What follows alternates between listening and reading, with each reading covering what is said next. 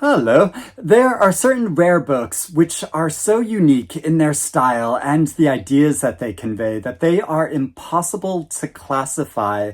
And I really admire this kind of radical literature that just does its own thing and creates its own form, but which is also so powerful that once I finish reading it and go outside, it literally changes how I perceive the world around me. And a book that did that for me recently, and which I just finished rereading, is Bluets by Maggie Nelson.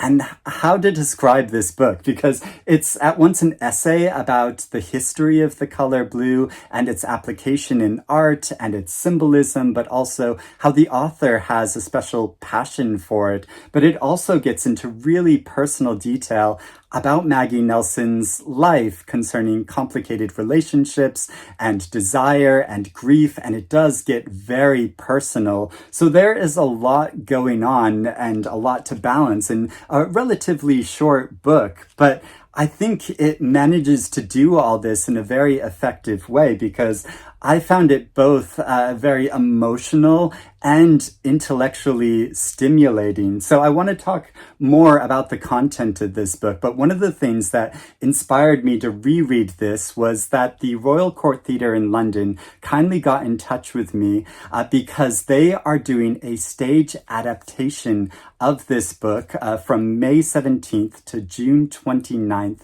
And I am so curious to see how they are going to pull that off because, like I said, it's very unique. It's not a straightforward story that you think could just be put onto the stage. So I want to see how they are going to do that. But also, it is being directed by Katie Mitchell, who also did a stage adaptation of my favorite novel of all time, The Waves by Virginia Woolf. This was a number of years ago. I saw it at the National Theatre, and it was so unique how she took this book and put it onto the stage, because this is another book which doesn't naturally lend itself for the theater, but how it was visually represented and how the actors interpreted it and delivered a performance of it. It was so effective and powerful. So I am so excited to see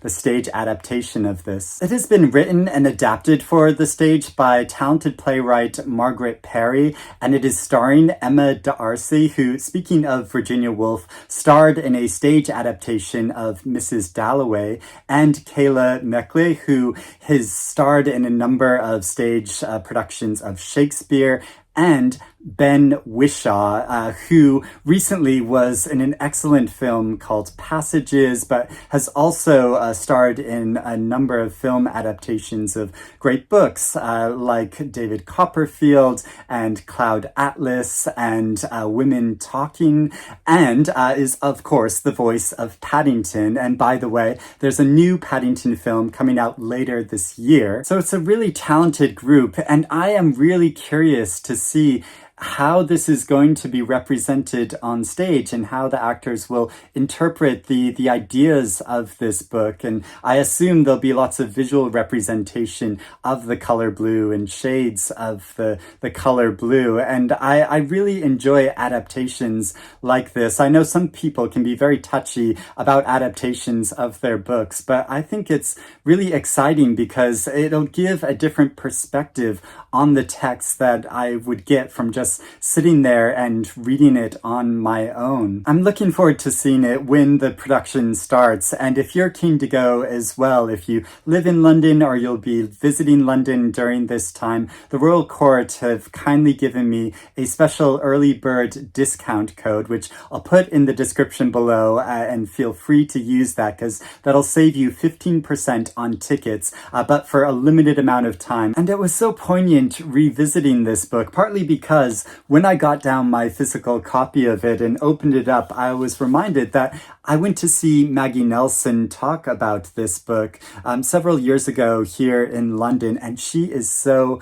fascinating, and it's why I keep tickets and things tucked away in books, because when I open them up, then it reminds me of this. And hearing her discuss it, it really shed light on the way that she weaves together the analytical and personal in this story to give a new view on emotions and language and perception. And I've always felt a special attachment to the color blue myself because I have very blue eyes, and people have always remarked ever since I was a small child about the color of my eyes. So I'm wearing my special blue top today as well. And Maggie Nelson refers to this in the book as well in a very playful way in one section where she writes, "Does the world look bluer from blue eyes? Probably not, but I choose to think so. Self-aggrandizement." It's quite a romantic way to think about the color, but I like that she gets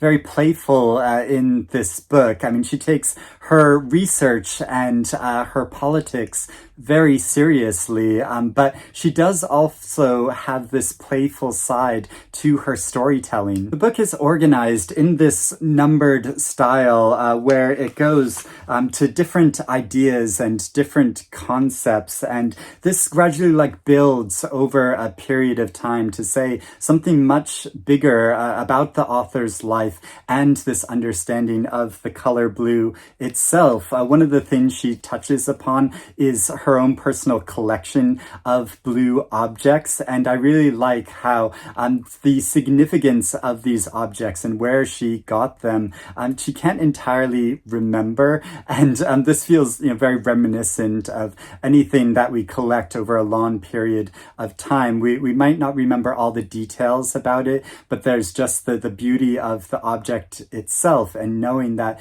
it means something personal to us. And it's kind of this way with our memories as well. And I feel like this is what the book is conveying, that we have this collection of memories, and we don't always remember the full context of them, but they are very personal to us. Nelson also engages with the ideas of a number of poets and philosophers and theologians, but she both argues with some of these ideas and agrees with them and builds upon them. And I think that's part of the reason why she includes so much personal information, because this is very much Nelson's own subjective view about the color and the history of it, but which is also very informed. I feel like rereading this book, I've developed even more admiration for what Nelson is doing in it, and also it's having an even more powerful effect on me, returning to it and understanding a lot more about Nelson's life and point of view on the world, because we only get small bits and pieces of Nelson's personal life, and yet I can imaginatively fill that out to understand the book so much better. There's one line in particular that I found really powerful, where she's discussing the feeling of loneliness, and she says, "I've been trying for some time now to find dignity in my loneliness. I've been finding this hard to do. It is easier, of course, to find dignity in one's solitude. Loneliness is solitude with a problem." I've always been especially fascinated by the state of loneliness and its distinction from solitude, where solitude can in many ways be empowering, but loneliness can be completely draining. And it's part of the reason why I called my book blog Lonesome Reader, because this state of mind I just think is so compelling, and it's something I've wrestled with through a lot of my life. And I was reminded again, looking at the inside of this, that when I had Maggie Nelson sign my copy of it, I asked her to put "to Lonesome Reader," which I've never done before for any other author. I've always just said to put my name, to put Eric. But for some reason, when I went up to get this book signed by Maggie Nelson, I asked her to put "Lonesome Reader." And I think it's partly because I wanted her to know that I have a book blog, and maybe she would want to take a look at it and then start interacting with me, and then we would become friends. Sadly, that hasn't happened yet, but you never know. There's still time, but I have so appreciated returning to read this book and Nelson's other books, and I am so excited to see how this is adapted on the stage. So let me know if you have read this book or Nelson's other books and what you think about them. Also, let me know if you're planning on going to see the stage adaptation as well. I'd love to hear about that, but I hope you're doing well and reading good things. I'll speak to you again soon. Bye-bye.